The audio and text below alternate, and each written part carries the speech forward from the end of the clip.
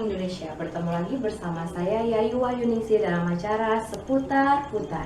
Di sini kita akan membahas suatu tema yang sangat fundamental, yaitu tema yang berkaitan dengan mutu pendidikan. Seperti kita ketahui, pendidikan adalah tonggak kemajuan bangsa.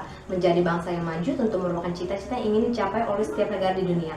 Sudah menjadi suatu rahasia umum bahwa maju tidaknya suatu negara dipengaruhi oleh faktor pendidikannya. Pendidikan merupakan proses mencetak generasi penerus bangsa yang berkualitas. Indonesia adalah salah satu negara berkembang di dunia yang masih mempunyai masalah besar dalam dunia pendidikan. Nah, kita mempunyai suatu tujuan bernegara mencerdaskan kehidupan bangsa yang seharusnya jadi sumber perkembangan pembangunan kesejahteraan dan kebudayaan bangsa. Namun, sebelum kita melanjutkan ke pembahasan berikutnya, saya akan mengajak Anda untuk menonton suatu prolog atau pengantar yang sudah disiapkan oleh tim redaksi kami. Selamat menyaksikan.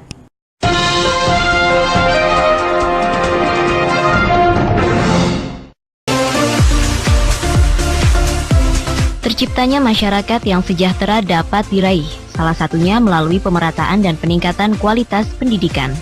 Segala persoalan bangsa termasuk permasalahan pendidikan tidak hanya butuh keprihatinan, namun lebih pada solusi. Upaya demi upaya terus dilakukan pemerintah, terlihat dari anggaran pendidikan negara Republik Indonesia yang dari tahun ke tahun semakin meningkat. 142,2 triliun di tahun 2007 sampai dengan 336,8 triliun di tahun 2013 lalu. Namun upaya dengan menaikkan anggaran pendidikan ternyata belum mampu meningkatkan kualitas pendidikan di Indonesia. Hal ini tercermin dengan rendahnya hasil penilaian terhadap siswa-siswi Indonesia di dalam tes internasional seperti PISA, Program for International Student Assessment. Berdasarkan hasil tes PISA, anak-anak Indonesia mengalami penurunan kemampuan matematika, sains, dan membaca dari tahun 2009 hingga tahun 2012. Demikian pula hal serupa terjadi dalam tes TIMSS, Trends in International Mathematics and Science Study, and PIRLS, Progress in International Reading Literacy Study. Hal ini sangat berbanding terbalik dengan anggaran pendidikan yang semakin menggelembung. Melihat kondisi seperti ini, upaya pemerintah tidak berhenti di situ saja. Terlihat dengan diterapkannya kurikulum baru, kurikulum 2013 pada 15 Juli 2013 lalu. Namun, implementasinya pun masih dibayangi persoalan, terutama soal buku dan tenaga pengajar. Guru merupakan pelaksana pendidikan di lapangan sehingga menjadi ujung tombak bagi sukses tidaknya pelaksanaan kurikulum baru. Permasalahannya saat ini, pemahaman guru mengenai kurikulum 2013 masih sebatas pada permukaan saja. Ketika guru belum memahami perencanaan, proses hingga evaluasi pembelajaran, maka yang terjadi ialah pelaksanaan kurikulum yang masih harus adaptasi. Mampukah bangsa Indonesia memperbaiki kondisi di bidang pendidikan sehingga menciptakan penerus bangsa yang berkualitas dan dapat bersaing di kancah internasional? Apakah program-program pemerintah seperti kurikulum 2013 dan sekolah gratis dapat mendongkrak kualitas dunia pendidikan kita?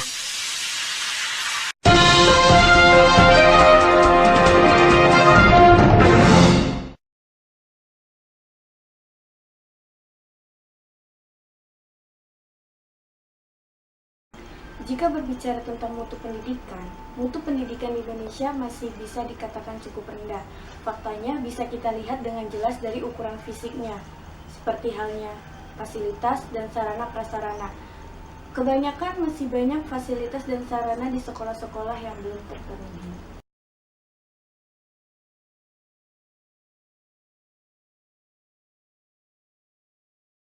Yang menyebabkan mutu pendidikan di Indonesia ini rendah, menurut pribadi saya, kita tahu setiap tahunnya pemerintah itu mengalokasikan anggaran dana pendidikan sebesar minimal 20% dari anggaran APBN dan APBD.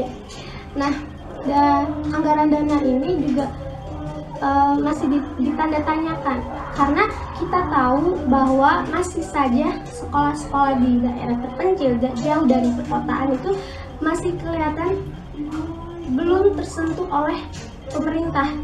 Kita lihat saja sekolah-sekolah yang di daerah terpencil. Di daerah terpencil ini lihat saja sarana dan prasarananya.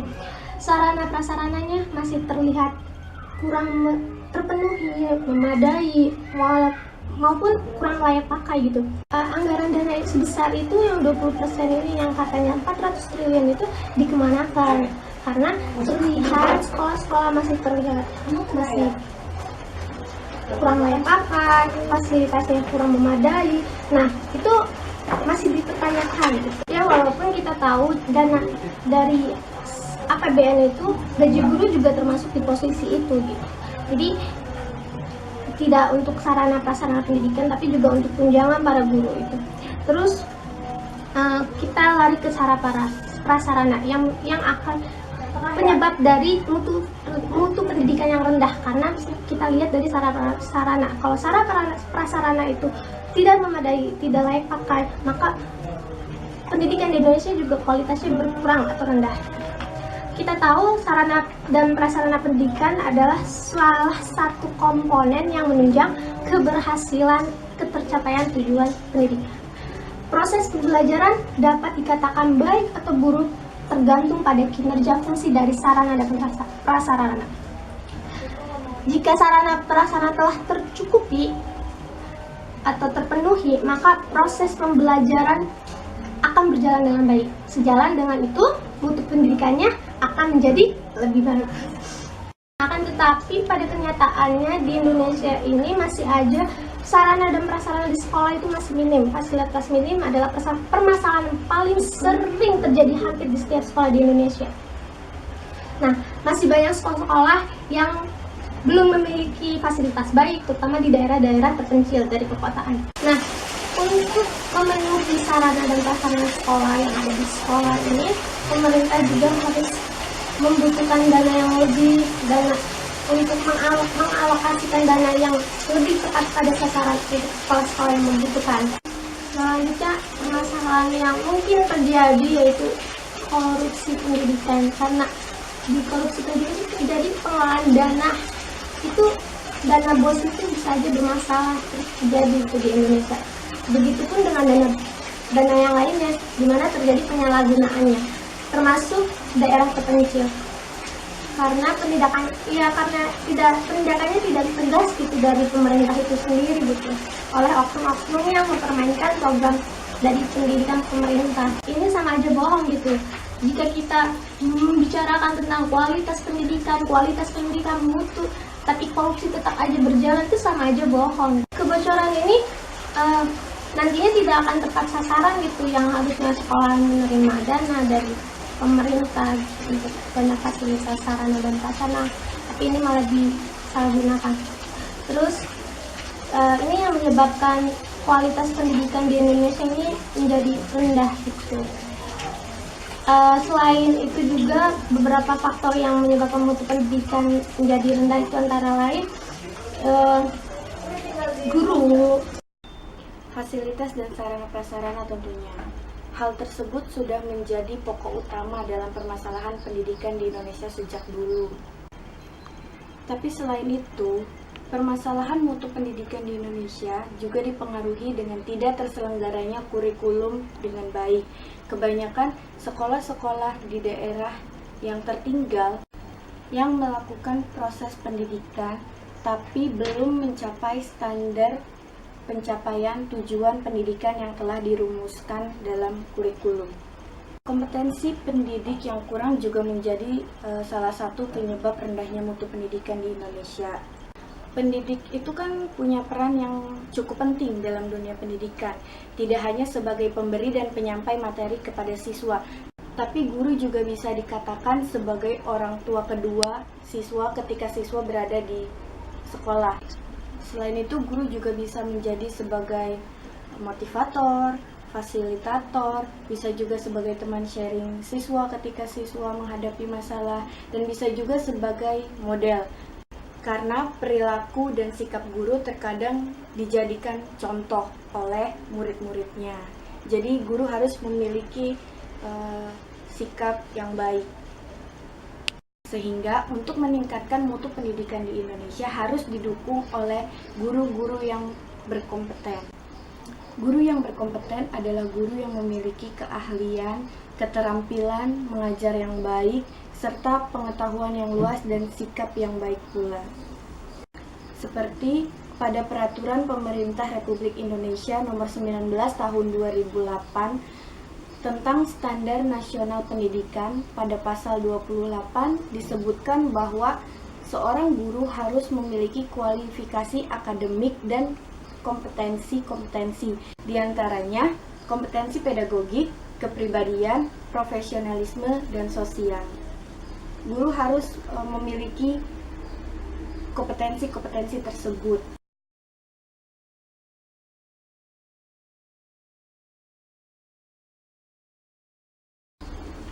Solusi untuk meningkatkan mutu pendidikan salah satunya adalah dengan cara meningkatkan kompetensi guru dan keprofesionalismean guru.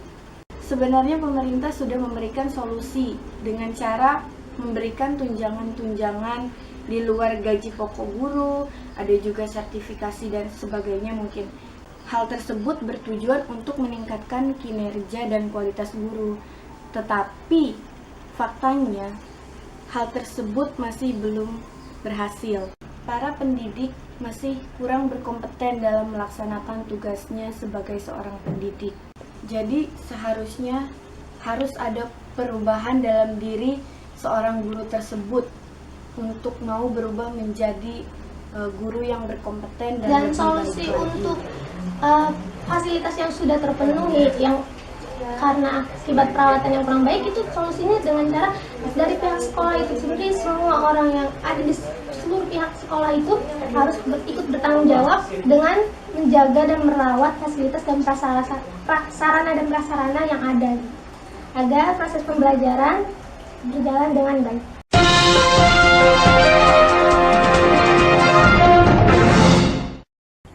Bagaimana pemirsa? Tadi kita sudah menonton bersama suatu cuplikan video yang membahas tentang mutu pendidikan. Sebelum kita berbicara lebih lanjut, di sini kita kedatangan dua orang narasumber yang sangat hebat, yaitu Bapak Lis Supriyanto sebagai praktisi pendidikan dan Ibu Ella Siti Nurlasari sebagai pengamat pendidikan. Sebelumnya terima kasih Bapak sudah datang ke acara kami seputar-putar. Pak Anto, bagaimana menurut Anda tanggapan tentang video yang sudah kami tayangkan tadi tentang mutu pendidikan? Ya, sebelumnya saya ucapkan terima kasih kepada pembawa acara yang telah memberikan kesempatan pada saya untuk menjawab pertanyaan ini. Pada tayangan tersebut, saya menangkap ada dua hal penting yang dibahas, yaitu mengenai anggaran dana pendidikan yang tinggi, tetapi kualitas pendidikan itu sendiri masih rendah. Menurut pandangan saya, untuk menyelesaikan masalah pendidikan di Indonesia, tidak selalu dengan cara menyalurkan anggaran dana yang besar, tetapi juga harus diikuti dengan peningkatan kualitas orang-orang yang bergerak atau bekerja di dalamnya. Selain itu juga harus diikuti dengan pengawasan terhadap penyaluran dan penggunaan dana tersebut. Karena tidak jarang ada oknum pendidikan yang menyalahgunakan anggaran dana pendidikan. Padahal andai saja anggaran dana tersebut dapat digunakan dengan semestinya, itu akan bisa mendukung jalannya kurikulum 2013 dengan baik. Seperti yang kita ketahui, pada kurikulum 2013 di dalamnya sangat menekankan pada aspek teknologi dan keterampilan. Dan itu membutuhkan sarana dan prasarana yang banyak membutuhkan suntikan dana. Apabila sarana dan prasarananya sudah siap, otomatis minat belajar siswanya pun akan meningkat dan mutu pendidikan pun akan jauh lebih baik. Lalu bagaimana tanggapan Ibu Ella? Apakah sependapat dengan paparan yang sudah disampaikan oleh Bapak Lis? Saya sangat setuju sekali dengan apa yang disampaikan oleh Bapak Lis Supriyanto, bahwa anggaran dana pendidikan yang dialokasikan dari APBN dan APBD itu harus digunakan dengan sebaik mungkin. Dan selain itu juga harus ada pengawasan dalam mengelola anggaran dana tersebut. Ya, kemudian dalam pengelolaan dana tersebut itu harus ada pengawasan dari berbagai pihak agar tidak terjadi kecurangan. Selain itu, anggaran dana tersebut juga dapat digunakan untuk memenuhi sarana prasarana di sekolah-sekolah yang sekiranya masih kurang, yang kemudian akan digunakan sebagai jalannya kurikulum 2013 agar sesuai yang diharapkan. Karena itu sarana prasarana pendidikan juga sangat berpengaruh dalam meningkatkan mutu pendidikan di Indonesia. Terima kasih Bapak Lis Supriyanto dan Ibu Ella. Memang benar ya, sepertinya pada sekarang ini mutu pendidikan kita tuh sangat rendah. Itu bisa dilihat dari sarana dan prasarana yang kurang memenuhi ya Bu. Nah, sebelum kita melanjutkan diskusi ini, saya akan memperlihatkan suatu video mengenai sarana dan prasarana yang banyak terjadi di Indonesia. Silakan, selamat menyaksikan.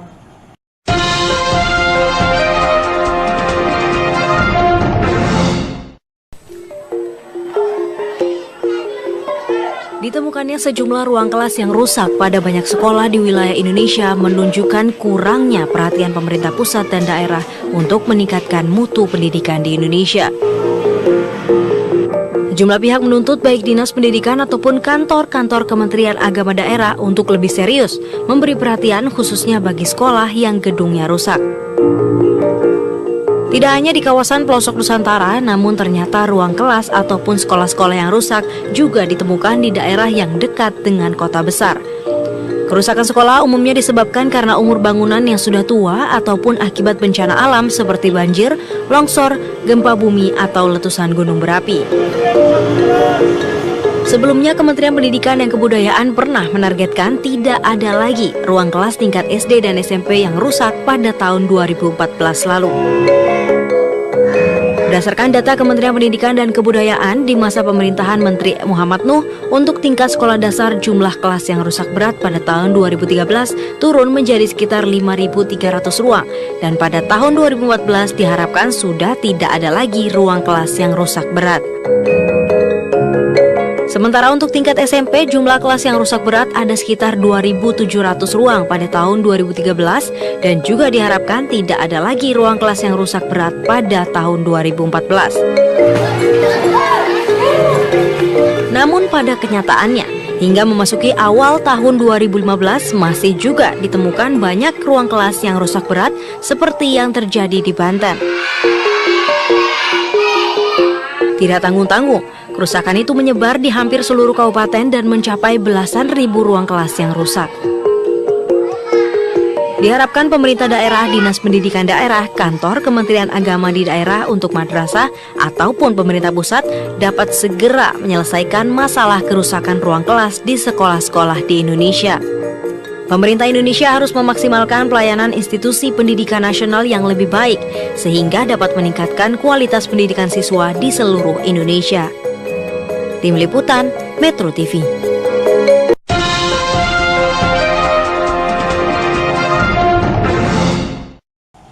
Waduh, miris sekali ya Bu pendidikan sekarang ini. Prasarana dan prasarananya itu banyak yang tidak menunjang, apalagi di pelosok-pelosok. Sementara di video tadi itu ada yang di pinggiran kota tapi masih terbelakang dan tidak kurang diperhatikan ya Bu ya. Nah, selanjutnya bagaimana nih menurut Ibu dan Bapak selaku pengamat pendidikan menanggapi tentang video yang tadi tentang sarana dan prasarana? Silakan Ibu Ella.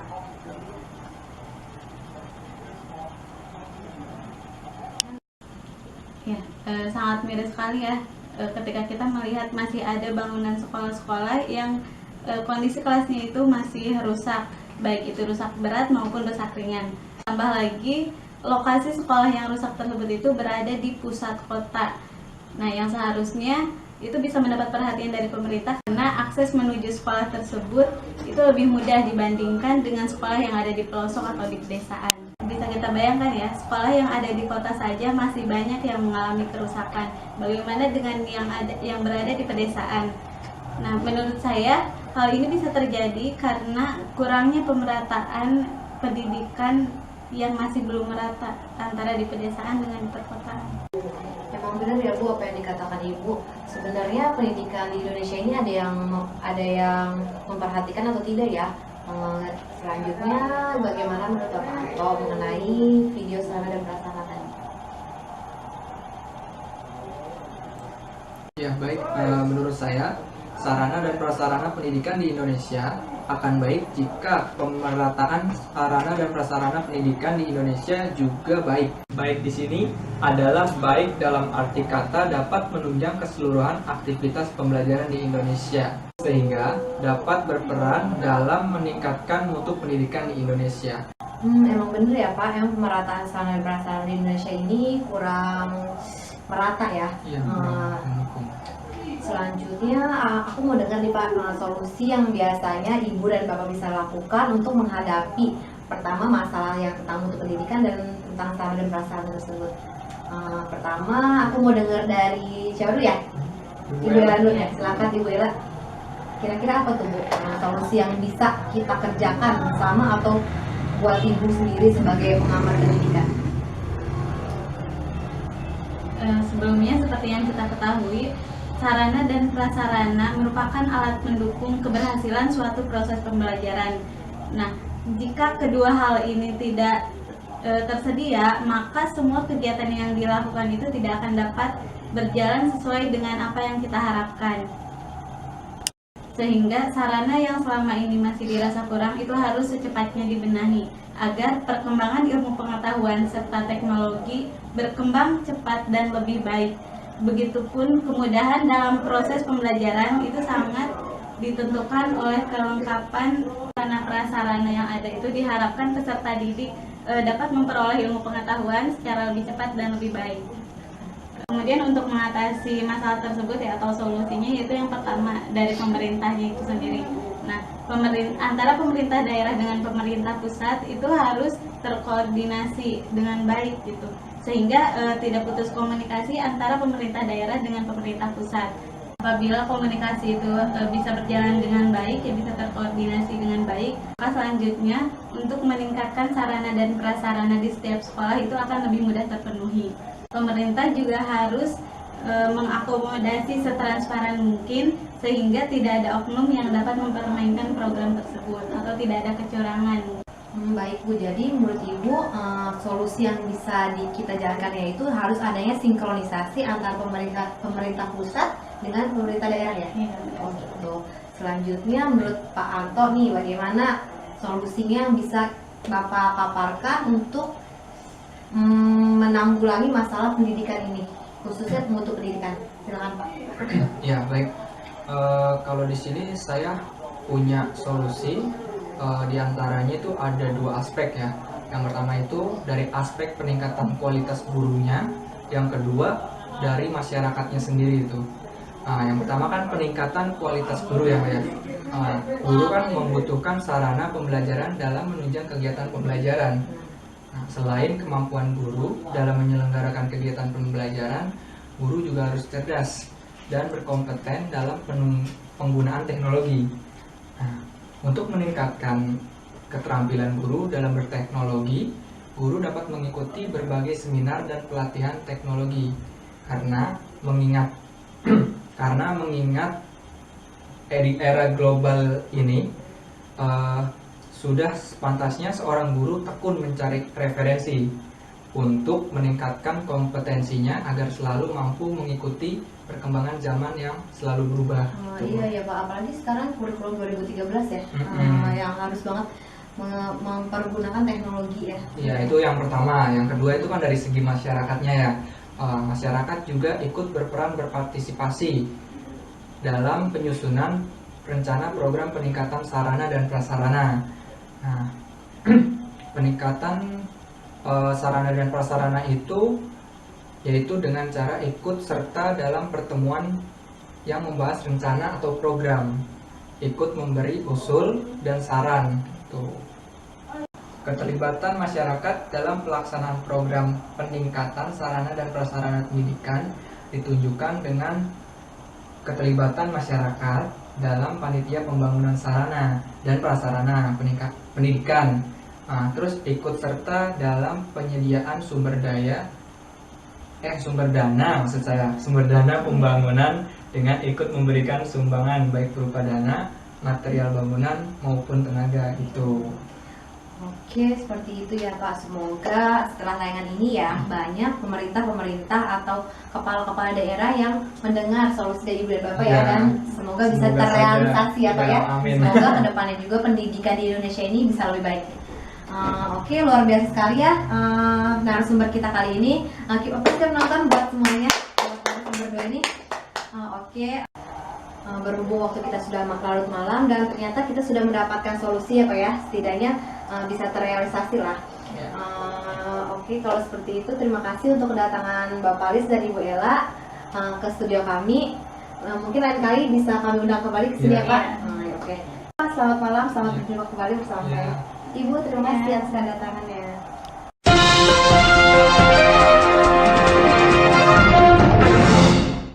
Oke, baiklah pemirsa, sepertinya masalah pendidikan ini bukanlah hanya masalah pemerintah, guru, para DPR ataupun yang lain, tapi ini tuh sebenarnya masalah untuk kita semua. Semua lapisan masyarakat harus ikut serta dalam membangun pendidikan di negeri kita ini, karena jika pendidikannya itu baik, anak cucu kita bisa menjadi manusia yang lebih berguna untuk nusa dan bangsa. Oke, sekian saja perbincangan kita ini dalam seputar.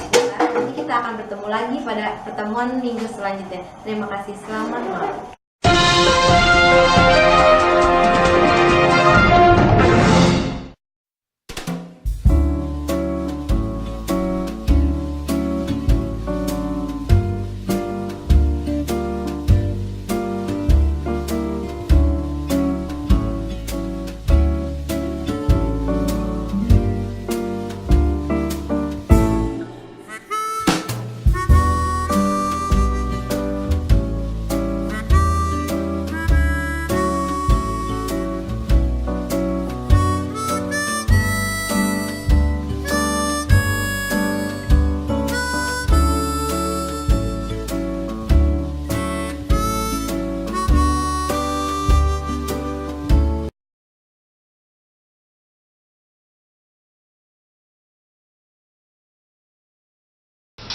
Action. Kompetensi pendidik yang kurang juga menjadi salah satu penyebab rendahnya Negara pendidik Ya, pada Dana tersebut agar tetapi kita tahu mayoritas Anak rasa orang memberi usul dan saran. Tuh. Skip dulu, skip. di pedesaan dengan perkotaan. kok kayak ada yang ganjil ya? lanjut. berjalan dengan baik. Laila Sari sebagai pengamat pendidikan mampu salah. Selesai kali. Ada suara model, woi. Model pindah dulu dong. Yang sudah ada dan solusinya itu seperti apa ya Pak? Belum selesai itu.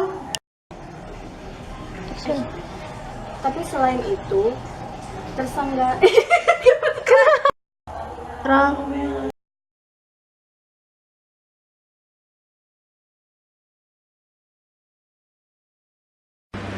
Sebagai bentuk apresiasi kepada peserta didik yang mampu meraih nilai tertinggi dalam ujian nasional, Wakil Gubernur DKI Jakarta Basuki Cahayapurnama mewakili Pemprov DKI Jakarta memberikan penghargaan di Gedung Balai Kota DKI Jakarta Sabtu 8 Juni 2013. Penghargaan diberikan kepada peserta didik mulai dari sekolah dasar hingga sekolah menengah atas atau SMA dan yang sederajat, guru, serta sekolah terbaik. Mereka berhak mendapatkan piala, uang pembinaan, laptop, dan televisi. Wakil Gubernur DKI Jakarta Basuki Cahayapurnama mengatakan, penghargaan ini diberikan agar mereka yang berprestasi merasakan adanya perhatian dari pemerintah. Lebih lanjut, Basuki menegaskan, Pemprov DKI Jakarta terus mendorong agar sekolah, guru, dan peserta didik di DKI Jakarta memiliki mutu yang semakin baik. Karena bagus ya, anak-anak harus dikasih penghargaan gitu, karena mereka merasakan bahwa kita itu ada perhatian. Karena perjuangan kan tidak mudah gitu. Ujian nasional kan sangat stres juga anak-anak. Nah, kalau kita bisa lewat ini, kita kasih dia semangat. Karena ini keputusan nasional kita, ujian nasional, ya tentu kita harus mau tidak mau mesti anak ini melakukan. Dan ternyata anak-anak bisa lakukan. Nah, kita sekarang tinggal pikirkan bagaimana di Jakarta ini penyamaratan ini harus kita usahakan. Dari individu, sekolah, saya kira sudah cukup baik.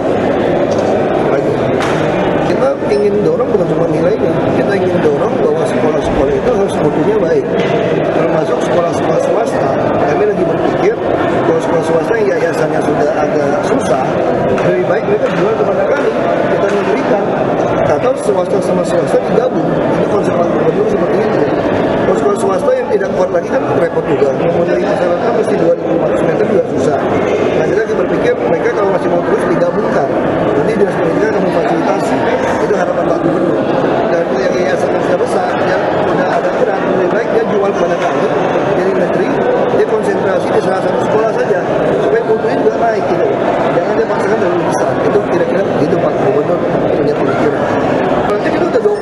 dari APBD ini.